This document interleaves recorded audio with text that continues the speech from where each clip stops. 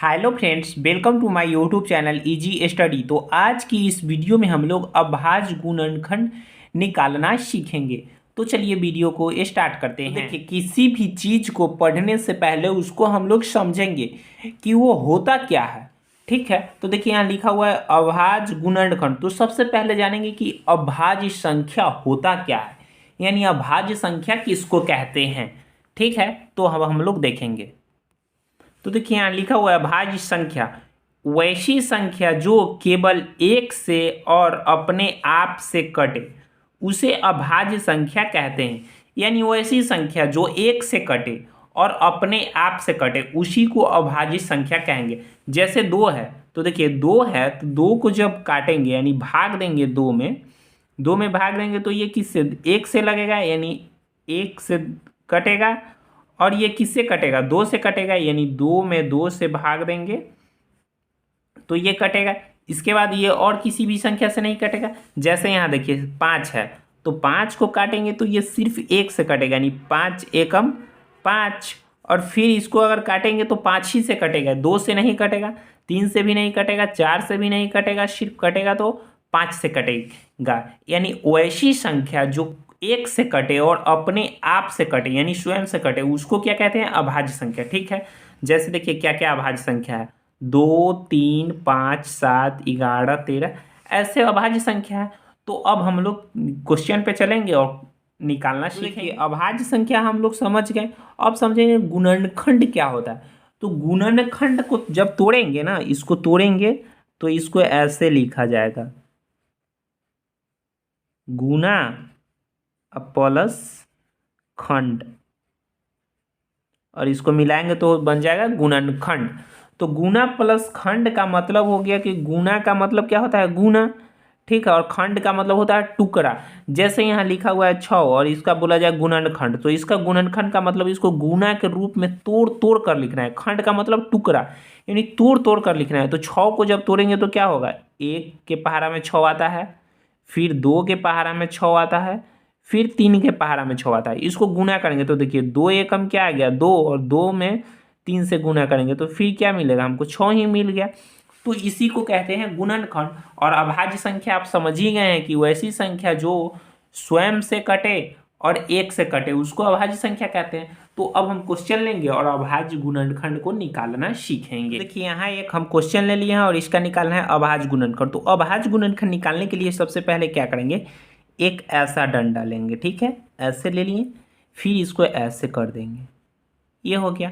अब देखिए क्या करते हैं कि सबसे छोटी अभाज्य संख्या मेरा क्या है, देखिए यहाँ लिखा हुआ है सबसे छोटी अभाज्य संख्या 2 है, इसके बाद 3 है। तो सबसे पहले सबसे छोटी अभाज्य संख्या 2 से लगाएंगे। तो देखिए 2 से इसमें भाग लगाएंगे तो 2 से इसमें भाग लगेगा ना, तो ये हो जाएगा 18। यहाँ लिखेंगे 18, देखिए 18 दूनी 36 आ गया।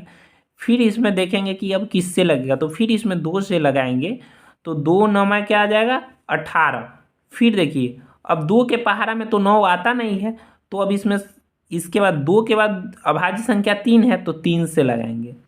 तो 3 से जब इसमें भाग लगाएंगे तो 3 के पहाड़ा में 9 कितने बार में आता है, 3 बार में, तो यहाँ लिखे 3। फिर देखिए ये 3 आ गया तो 3 किसके पहाड़ा में आता है, 3 के पहाड़ा में, तो लिखे 3। अब क्या आ गया 1, तो देखिए ये हो गया खत्म। अब इसको लिखेंगे कैसे, तो इसको लिखने के लिए ऐसे लिख सकते हैं 36 इक्वल टू, देखिए कितना 2 है, 1 2, तो लिखेंगे 1 2 गुने 2 गुने 3 गुने 3। ठीक है, और इसको जब मल्टीप्लाई करेंगे तो 36 आ जाएगा।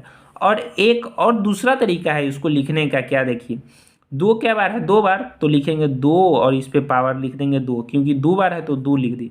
फिर गुना लिखेंगे 3 कितने बार है, 2 बार, तो लिखेंगे 3 पे पावर 2। तो ये दोनों में से किसी को भी लिख सकते हैं। तो ये था गुणनखंड निकालने का तरीका।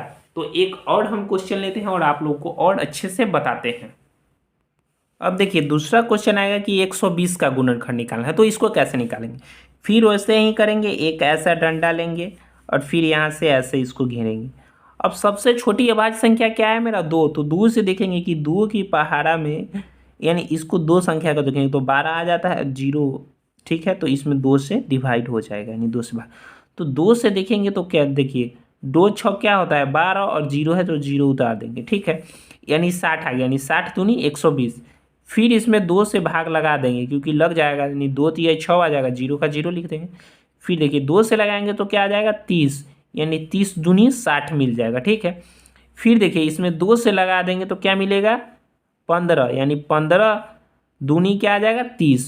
फिर देखिए इसमें अब दो से नहीं लगाया क्योंकि दो के पहाड़ा में तो 15 आता नहीं है, तो अब लगाएंगे 3 से, क्योंकि दो के बाद दूसरा अभाज्य संख्या 3 है, तो 3 से लगाएंगे। तो देखिए 3 के पहाड़ा में 15 कितने बार में 5 बार में, ठीक है।